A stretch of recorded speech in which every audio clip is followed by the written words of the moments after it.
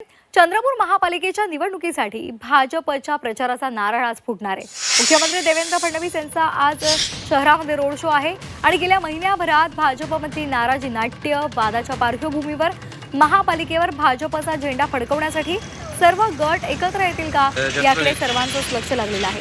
सुमारे 3 किलोमीटर लांबीचा हा रोड शो आहे। भाजपसाठी संजीवनी देणारा हा ठरावा अशी अपेक्षा इथल्या कार्यकर्त्यांनी व्यक्त केली आहे। चंद्रपूर शहर महानगरपालिकेच्या भाजपच्या प्रचाराचा नारळ आज फुटणार आहे आणि मी सध्या उभा आहे तो अंचलेश्वर गेट परिसरामध्ये चंद्रपूरच्या याच ठिकाणाहून मुख्यमंत्री देवेंद्र फडणवीस यांचा रोड शो सुरू होणार आहे। चंद्रपूर शहरामध्ये कालपासून भाजप कार्यकर्त्यांसाठी एक सुखावह गोष्ट दिसली आहे।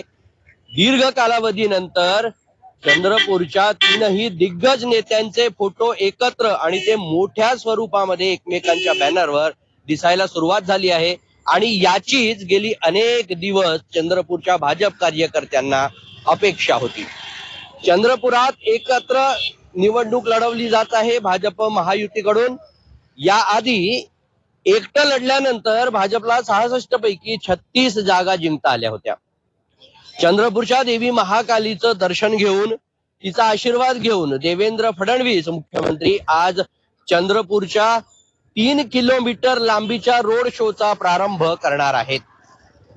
चंद्रपुरात गेल्या काही काळामध्ये भाजपमध्ये मोठं नाराजी नाट्य घडलं आहे।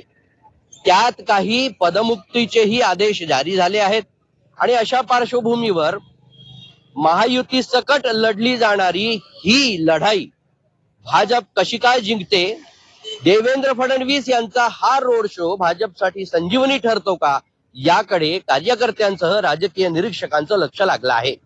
आशिष अंबाडे, झी मीडिया, चंद्रपूर।